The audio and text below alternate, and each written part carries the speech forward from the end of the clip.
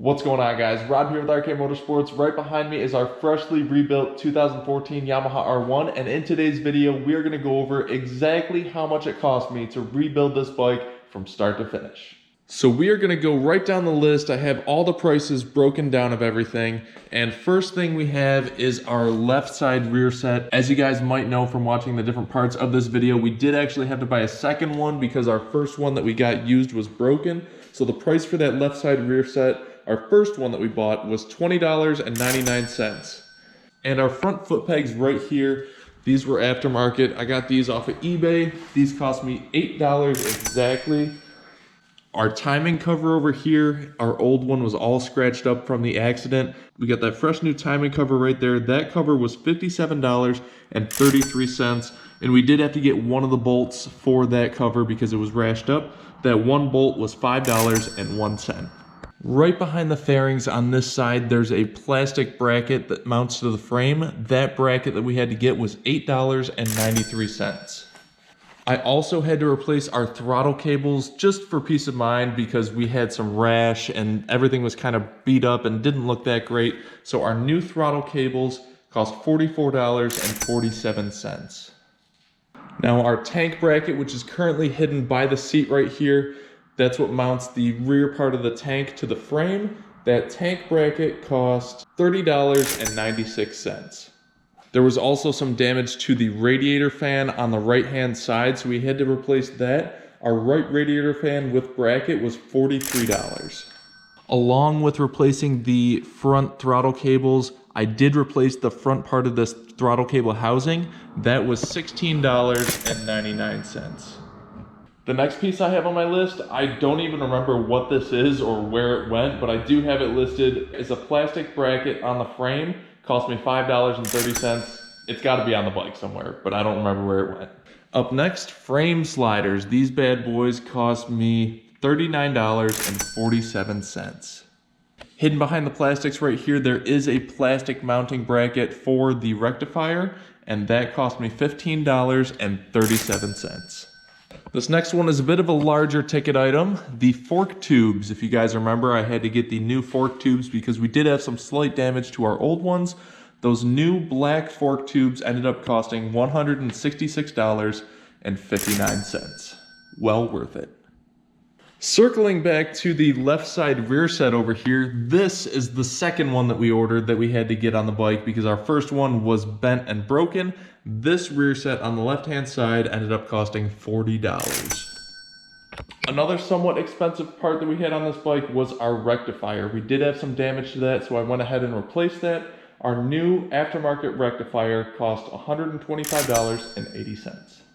Back to the front of this bike, again to these forks. I did rebuild the forks while I had them off the bike, so the fork seals cost me $25.92, and then the oil for the forks ended up costing $25. Circling to the back of the bike, we have our passenger pegs. Those ended up costing $53.47. If you guys remember, our headlights were not working right off the bat, so I did have to get some relays that were tucked right behind the windscreen here. Those relays and the holders and all that ended up costing $34.88. Now the next piece that actually hasn't even come in the mail yet, I bought it from China and it somehow got lost in the mail. It's still on the way, I believe. It's the rear pieces for our ducts up in the front. These were actually OEM ones that I had on hand, but I ended up just painting really quick, and it actually turned out really nice, so I think I'm going to leave them on the bike. These, which I ordered, I'm still going to total it up, and the total cost me $60.80 for those little pieces of plastic that go right behind the ducts. Another larger priced item, which you guys might remember, actually it was hydro dipped, a really weird skull, and it was gray and black, was our subframe. Our subframe, which I then painted, ended up being $193.86. Our headlight right here, this is an aftermarket headlight. This ended up costing $291.81. One comment that I got from my final video of actually taking the bike for the test ride was this front seat. I do know that there's a gap on the front seat, and you can see that that play is right there and it's not secured. There's supposed to be a bracket on the subframe that holds the seat down that it latches into. That was actually never on the bike when I picked it up. So I did order that piece, that bracket that's supposed to hold the seat down. So that's currently on the way, and I ended up paying for the bracket and the bolts was $147.54 for that piece. Some new grips, left and right side. These grips were $14. Our new radiator, because our old one was smashed and dented. Our new radiator, which was actually an aftermarket one, got for $86.39. Our front stay bracket, which is right here, that pretty much holds the whole front end on the bike, ended up getting that for $34.89. Aftermarket adjustable levers for the clutch and front brake side, ended up getting those for $42.11. And we have our mirrors for the left and right side together. Those ended up costing $46.88.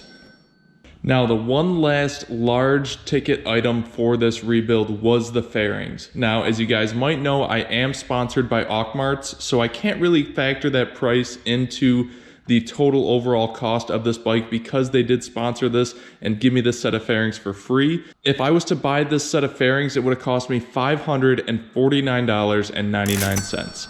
So with our overall total for our parts that we bought for this bike, that brings our total to $1,685.76. Now that is not including the price for the fairings. Add the $5,000 that I paid for the bike in its wrecked condition, and that brings our total price to $6,685.76. That's what it cost me to buy this bike, get all the parts for it, and then build it. Now, if we were to include that price for the fairings, let's say I had to buy these fairings on my own, that would have brought our overall total with fairings to $7,235.75. So there we go. My total price is $6,685.76. That's what I have invested into this bike.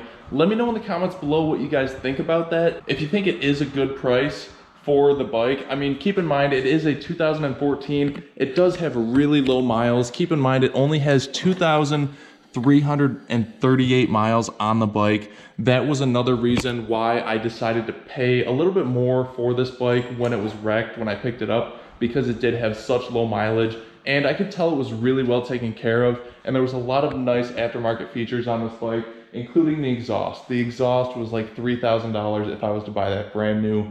This is a beautiful bike. It runs very well, and I'm super happy with how it turned out. So let me know in the comments. Give me some feedback, what you guys think about this. Let me know if you'd like the price breakdown. I feel like it kind of provides a little bit more information for you guys to keep the transparency of, you know, how I do these builds and what it takes to actually rebuild these bikes. So if you guys haven't already, hit that subscribe button. I really appreciate the support, and I will see you guys in the next episode with some more rebuilds. Rob with RK Motorsports, signing out. Peace out, guys.